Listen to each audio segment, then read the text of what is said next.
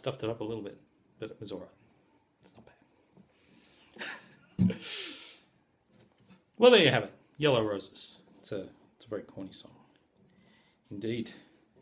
And then, I had to listen to that over and over when I was a teenager.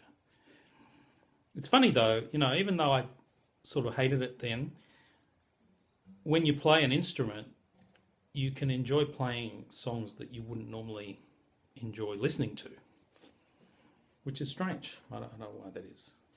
So I wouldn't listen to that sort of music, but I like playing it.